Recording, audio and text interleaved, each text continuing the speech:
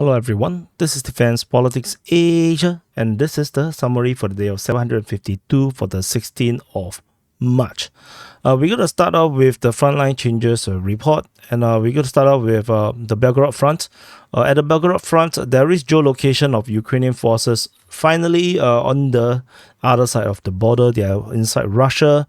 However, there is multiple geolocations of them getting hit by FPV drone. They are moving inside the buildings, Russian tank attacking just off the same location, and then the Ukrainian forces running away back to Ukraine.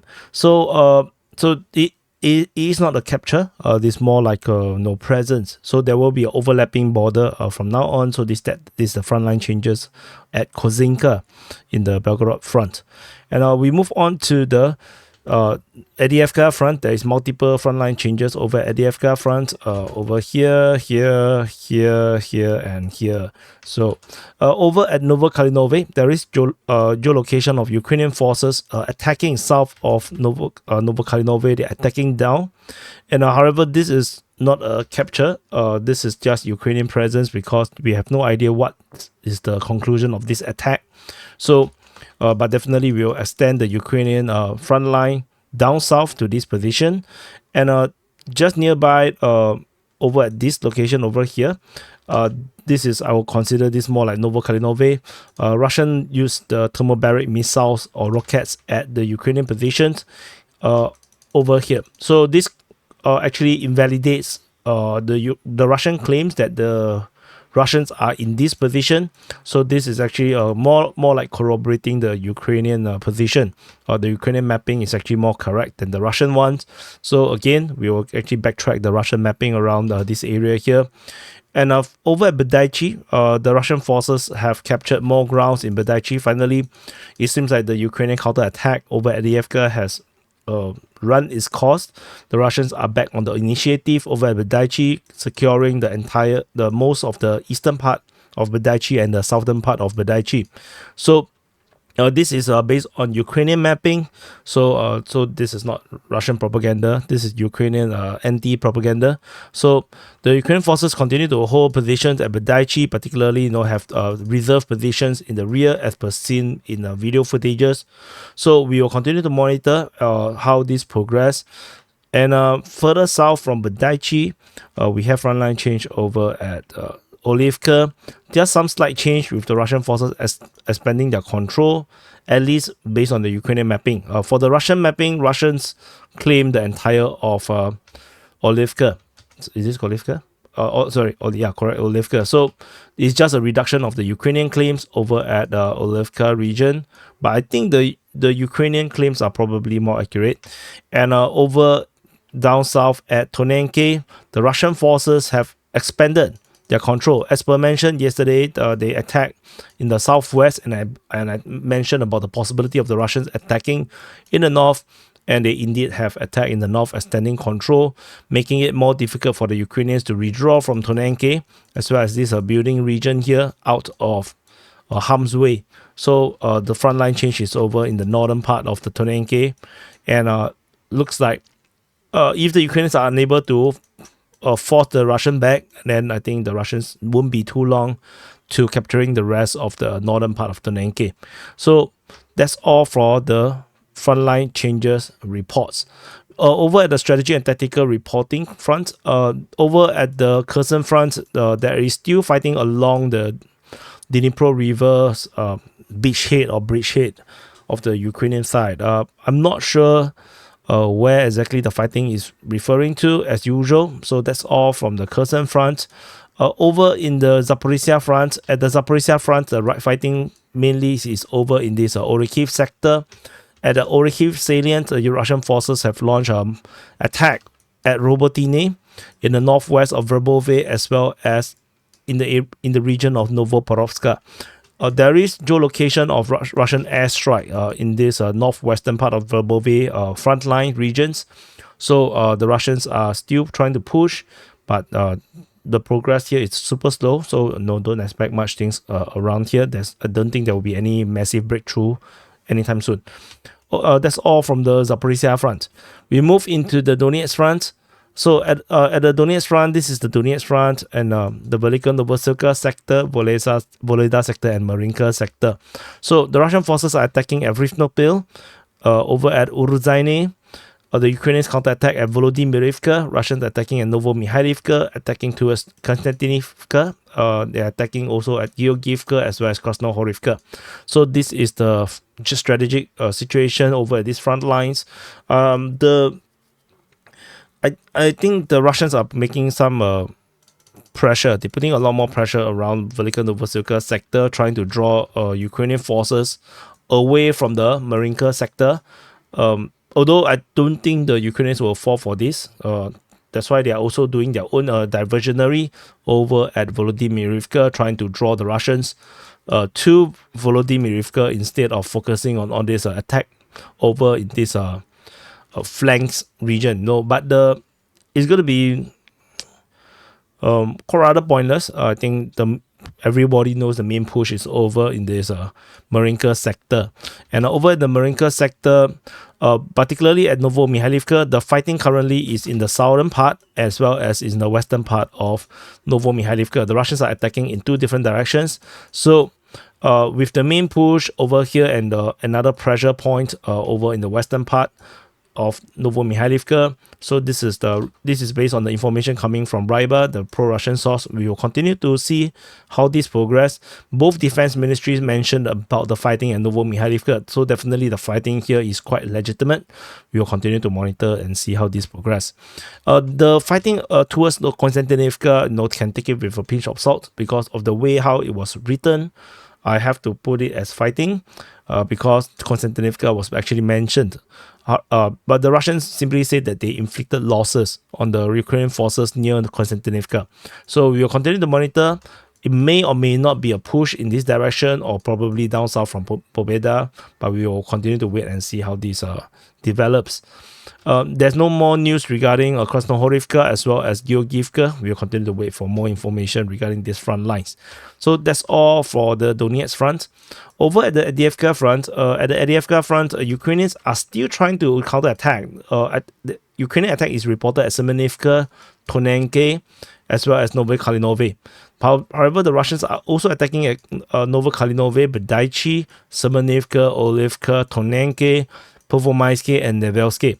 And you can see based on this, if you have been following the DPA SITREP on a daily basis, you'll probably find that this looks rather different from the past few SITREPs because the Ukrainians counteroffensive is running its course.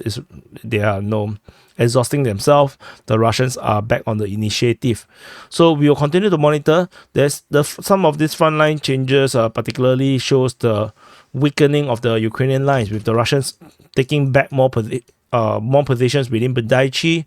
They are pushing at Olivka as well as pushing out in the northern part of Tonenke, increasing the salient, or rather the enclave that is actually getting encircled at Tonenke.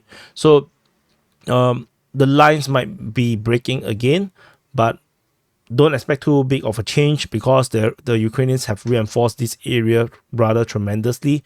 So they're according to the Russian side, if you want to believe them, the manpower currently is still on the Ukrainians' advantage. So we will continue to see how this progress.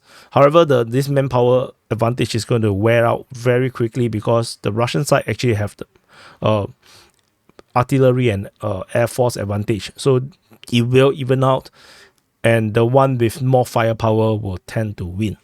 Over at this northern part of this Avdiivka front is interesting. The Ukrainians are attacking over at Novokalinove, and the Russians are trying to grind them out with the counterattack as well as a TOS-1A attack over near along this railway line front line. So we will continue to monitor, which with this attack also means that this three line control by the Russians are unlikely to be accurate because the Ukrainians actually punch this far down south along to the railway line. I think the front line is actually along the railway line. So that's all for the Avdiivka front. We move on over at the New York. There's nothing over at New York front. We move into the Bakhmut front, and at the Bakhmut front, there is fighting reported over at Klishchiivka, over at Ivanivsky, as well as in the eastern part of Chasiv. So that's about it. There is no real change around this area here. There is a lot of geolocation of Russian airstrikes and drone strikes all around Chasiv, trying to weaken the line here. It makes it seems like the Russians really want to make this push into Chasiv, but we shall wait and see. I still think that it's not a good idea to attack Chasiv. So that's all for the Bakhmut front. Over at the Siversk front, the fighting currently is only reported at Bilohorivka. The fighting here is reported on both sides.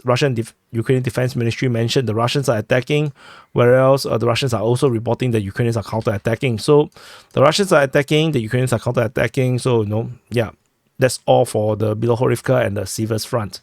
At the Crimea front, there is no more fighting being reported here. Our usual suspect at Terny and Yampolevka is not reported, so we will wait and see. The front line has become rather stale over here. Over at the Sviatove front, we have interesting reports of fighting reported at Nadia.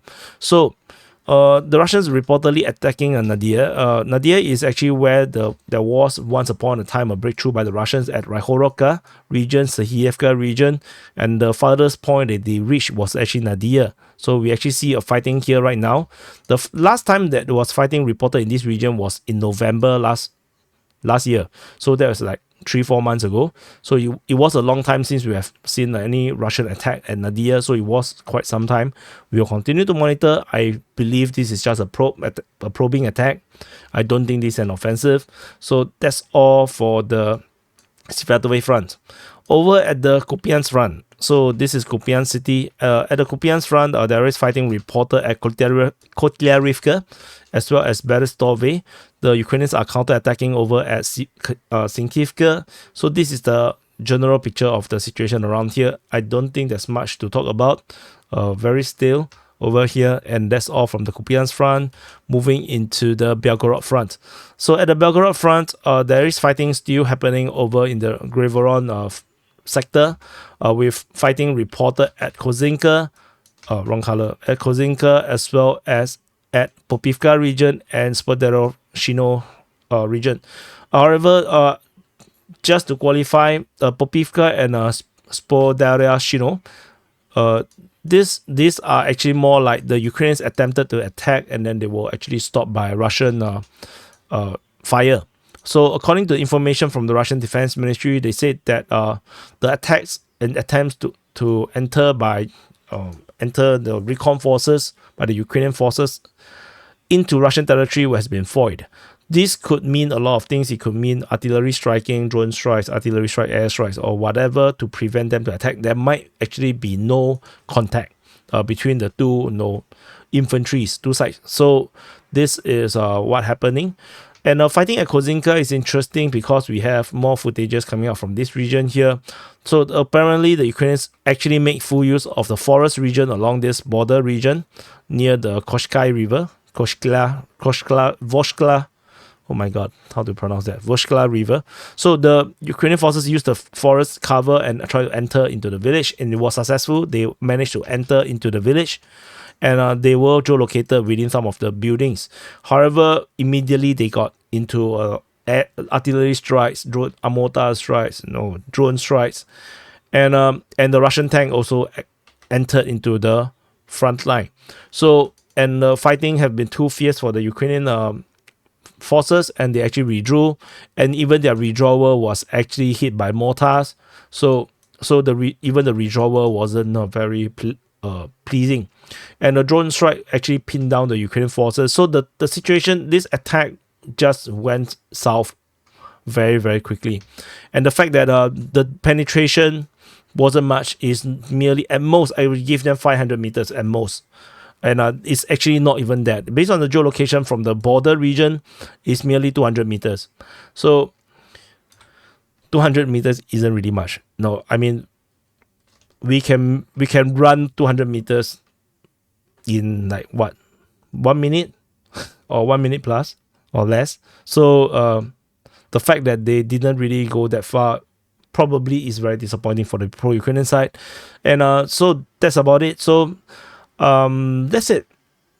This further up north over at the Sumy region, and that's something interesting happened after the failure of Ukrainian Techino. Ukrainian Defense Ministry reported Russian forces actually tried to enter Ukrainian territory. So one report is reported at Brusky, the other one is reported as Stara Huta. So after the Ukrainians try to enter and infiltrate into Russian territory, now the Russians are paying back with the same thing over at Brusky and what is this place called again? Stara Huta. So these are the two attacks being repelled allegedly. So if you look at the border region, Ukrainian forces attacking at the Grivoron region, Russians attacking at Brusky as well as Stara Huta. So we will continue to monitor and see if this end up becoming some kind of a offensive for the Russians with a push into the Sumy region. My understanding that the Ukrainians have actually developed some kind of a similar thing to a Surovikin line, but we're not sure. I haven't monitored exactly where this defense line is, mainly because I don't think the Russians are going to penetrate through into the front, into the Ukraine and reopen the northern front just yet. I think the time is not right yet. We are still too early. So since we are here, might as well just talk about just add some conclusions into this. But before I continue, do press the like button, subscribe if you're not subscribed. I know 60 minutes in, I think this is a bit difficult for I think most people might have not continued to watch, but for those that are watching and you're not subscribed, do subscribe, because if you are watched to this point, I think you're really okay with the reporting. So do press the subscribe button, support the channel. And so I want to talk about why I say that the Russians are unlikely to reopen the northern front just yet, because as per many of the pro-Russian side, or maybe they heard me saying this, and or maybe they might have come up with this conclusion themselves, is that the Russians' strategic objective in the special military operation is not to capture ground, at least not in the beginning. I mean, not in the midterms. In the beginning, yes, that's why they captured the Luhansk, Donetsk region, in the Kherson and Zaporizhia region. This is true, but the real objective is the militarization, and there is no need to attack the north, because by focusing on this eastern front, particularly over in the Donetsk Luhansk region, they are stretching Ukrainian front line across the entire country, and this distance is really huge. We are talking about talking about over 1,000 kilometers of logistic, and probably more, because logistic don't go in a straight line. So this stretches the Ukrainians' ability to conduct war, because a lot of resources will have to be spent on logistic. Not just that, having more territory means more people to feed, more towns and villages to monitor, to have checkpoints, have guards, more administration costs, more pensions that have to be paid. So Russia is playing a very deep game. When it comes to this special military operation, they want to stretch the resources of the Ukrainians to minimize the need for fighting and minimize the number of deaths on the Russian side, whilst at the same time grinding out the Ukrainians' ability to conduct war. So this is the reason why starting a northern front may not be meaningful, and it may also be more expensive in terms of Russian casualty counts.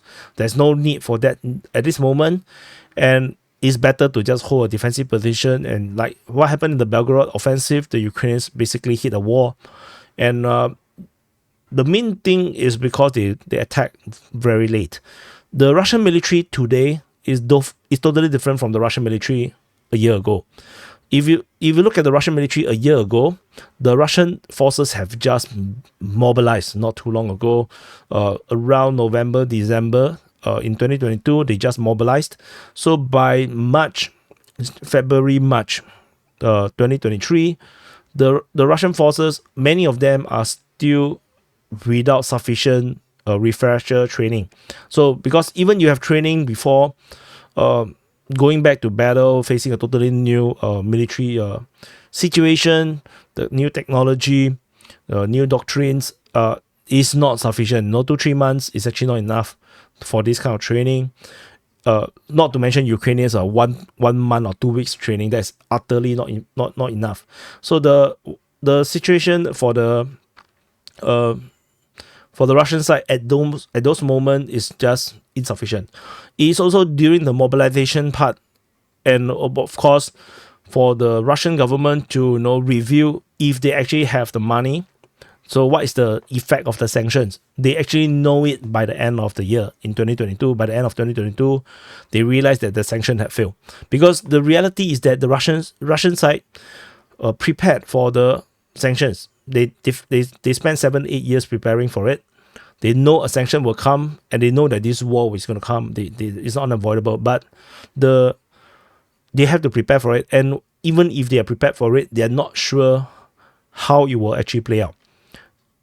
So they actually waited to the end of the year to realize, the sanctions have failed. Russia basically can survive the sanction regimes, and that's when they start to spend all the money that they profited in 2022. So they actually earn a lot of money because the oil price shot up because of the sanctions. And with all this extra money, they reinvested into the military, buying new weapons, buying new ammunition, and whatnot, all this investment, as well as expanding the Russian military by almost another 50%. So, and this investment takes time to play out. And it took the entire year of 2023 to play out. And so by the time where the Ukrainian counteroffensive draws more or less to the end, the Russian forces, by that point, around half a year to 8 months in, they have started to receive a lot of new equipment, a lot of ammunition, and on top of that, the Russians probably also made some trade deals with North Korea. Since the West have not wanted to play ball, there is no more reasons for the Russian side to apply sanctions on North Korea. So they started to trade with North Korea, solve their space program problems, ballistic missile problems, and in exchange, they are trading probably grains for ammo. And this is also why we started to see the return of the Grad rockets on the Russian side. We see more weaponries. The military production have ramped up over the past 1 year, and now they are at multiple times of what both Europe and US combined. The production value is actually a lot higher. The speed of production and the volume of production on the Russian side is now 2 to 3 times, at minimum 2 to 3 times more than the European and Americans combined. So when the Ukrainians do the Belgorod offensive right now, it just fails. They should have done the offensive at Belgorod with the aim of capturing Belgorod with the full counteroffensive force of 12 brigades directly at Belgorod. That would be the perfect time. Capturing a major city, especially it's a capital city of an oblast, would send shockwave across the entire of Russia, and that would also allow the Ukrainians to have some kind of a bargaining chip when they come to peace negotiation. For example, they can trade Belgorod for some grounds, some land, something. Or if not, then the Ukrainians can continue to wage war, focus all their offensive actions within the Russian territory. There is no need to fight within the Ukrainian side. They just need to hold the line and focus on the Russian territory, because if you fight in Ukrainian land, you're destroying Ukrainian property. You're destroying Ukrainian land. You fight in Russian territory, you destroy Russian land. So that makes more sense. However, of course, Ukraine is it does not really have full control of their own destiny. So it is what it is. And another part is there's a lot of talk about the possibility of NATO troops, particularly French troops, Baltic troops, maybe Polish troops entering into Ukraine. Tentatively, I don't think that will happen. They are just exploring and poking and probing to see how Russia will react. But I don't think that will happen, because if that will happen, as I mentioned before, they will become priority targets. And also risk starting a major war, because Russia, in the wrong set of mind, maybe that day, ate something wrong, and then he have a bad stomach ache, and then he's in a bad mood, and he declares war on France. We do not know, then that would be disastrous. And because in a state of war doesn't mean that they have to start attacking each other. They will just be starting to attack each other's commercial interests. It could be Russia started to send weaponry into Houthi territories, and this time around they have to fight. They will start to sink French ships, or using Russian weapons. Now who knows? It can be all sorts of things. So you will just generate and degrade into a wider regional war, or eventually become a world war. So I doubt. I have serious doubt that they want to test Putin and test Russia again, to see whether who is the chicken, or to try to to call out Putin's potential bluff. But I don't think Putin is bluffing, because if Russia don't fight the war now, they will fight the war later. So now they have the advantage. They should take advantage. Just like I mentioned about the Belgorod offensive, the Ukrainians did not take the advantage when they have the means and to hit where is softer. They decided to hit where is the hardest, and they just get destroyed. So it is what it is. So thank you for watching. Do press the like button, subscribe. I'll see you guys in the next update.